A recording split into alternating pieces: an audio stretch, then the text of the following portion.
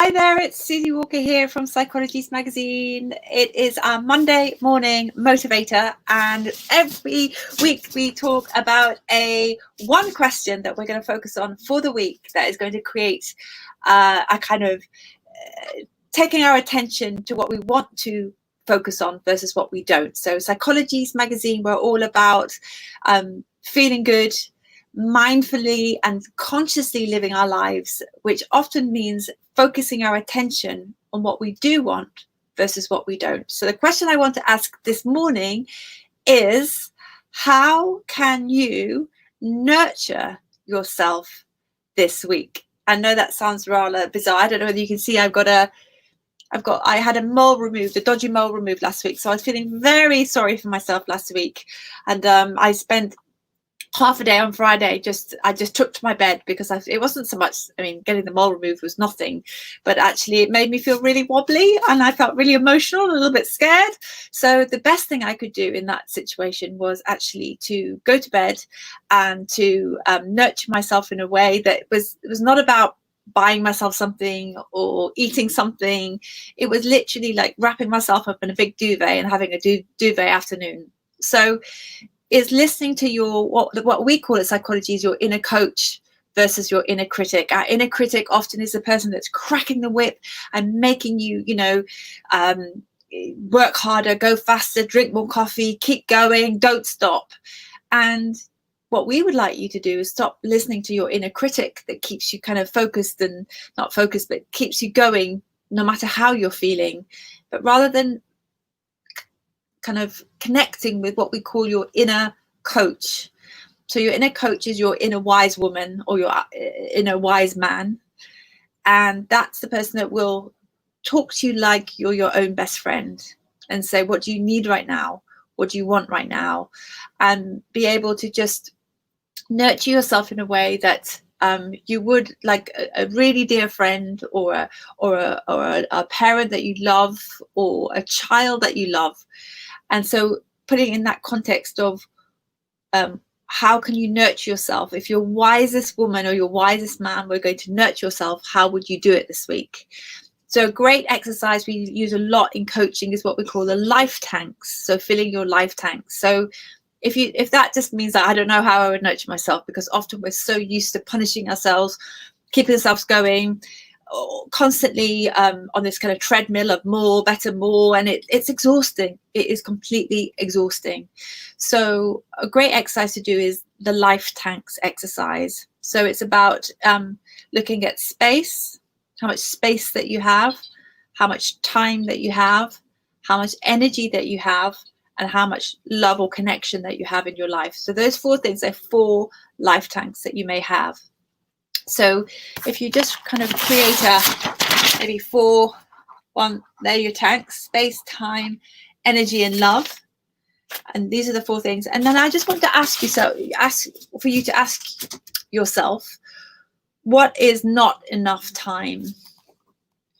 What is not enough space? So at the moment I'm living in a canal boat. I don't know if you can see, we've been locked down with my teenage son in lockdown on a canal boat, 46 foot. And what we talked about at the weekend was my son had a bit of a wobble, and it was because there's not enough space. There's not enough space for us to just hang out so it's fantastic on the canal boat, but he's really missing just somewhere to kick back, a kind of more of a bigger living space for him to invite his friends around. And so we were trying to find solutions to that. So for him, it was not enough space at the moment living on our canal boat. So for you, what is not enough space for you? Is it you need an extra bedroom? Is it a study? Is it that you just want a little place to exercise? What is not enough space, and what is enough space, and what's more than enough space? If you've got a 1-bedroom flat, is a 4-bedroom flat more than enough space? I've got a tiny canal boat. What would be enough space would perhaps, what we're thinking about doing is creating more of a living space in our kitchen, which means getting rid of some of the kitchen cupboards and rearranging it. So maybe I can solve this problem for my son by redesigning it a little bit in the canal. So that would give us enough space. I'm not sure we're ever going to have more than enough space on our canal boat, but it just gives you an idea. So in terms of time, when you say I haven't got enough time, you know, what is not enough time?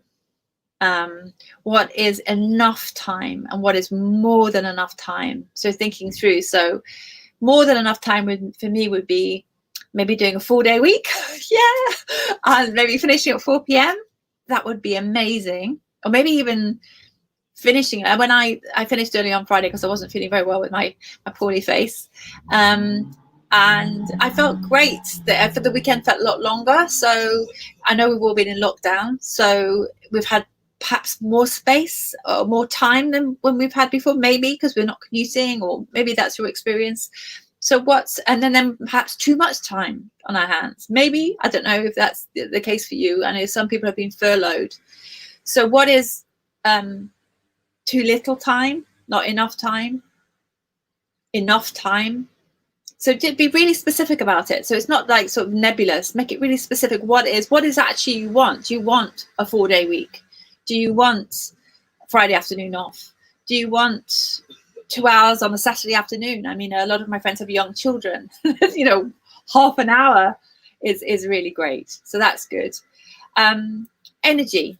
So energy is a really good one to look at. How energetic do you feel? What's not enough energy? Do you feel sluggish and painful to get up in the morning? How can you create more energy in the morning? What does enough energy feel like? And what does more than enough energy feel like? That's a great thing to play with. And you've got kind of a scale. So I don't know, maybe if it's -10, 0, and 10. So more than enough is 10, 0 is enough, and then -10 is not enough. So we all know what it feels like when you've been perhaps burning the candle at both ends and it's -10, or you maybe be feeling ill. I know I wasn't feeling very well last week, and your energy drops. So how do you get yourself back up? How do you fill your energy tank, you know, in very specific, measurable ways? So for me, it might be meditation. It might be doing in my 7-minute exercise app. It may be I was saying last week that I've got into Wim Hof, who we're interviewing on the 10th of July, which is all about breathing, a kind of dynamic breathing technique. Free, check him out. He's brilliant. So, you know, what are the things that can take you from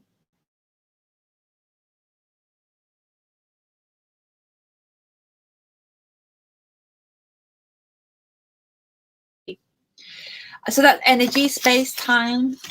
What's the other one? And love and connection. Okay, so love and connection, and you know, that seems maybe an odd one to have in time, space, and energy, but love and connection. If you're an extrovert, we get our energy from connecting with others. If you're an introvert, you get connection. You get energy from connecting with yourself. So this might be a different question for extroverts and introverts, but how can you fill your need and your life tank of love from, you know, -10 to 0 to 0 to +10? So what does that actually mean? It'll be very different for everybody, but what does that mean for you?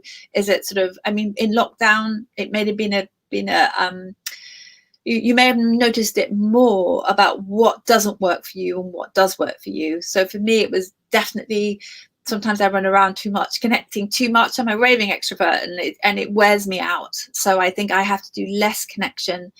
And then I realized when I'm doing less connection, how it felt to have no connection, not seeing anyone. And that felt a bit lonely at times in lockdown. And then I definitely know. So loneliness goes towards -10 for me. So enough is maybe talking to my good friends once a week. And then more than enough is creating like maybe Zoom parties in lockdown, or seeing people that I adore, you know, really the people that I really want to spend time to fill me up from the inside out. So what is that for you? So this is what we're looking at. How can you nurture yourself this week is the question that I'd like you to focus on this week. And we're looking at an exercise which I call life tanks. Is time, space, energy, and love and connection. Is how can you incrementally go from not enough to more than enough.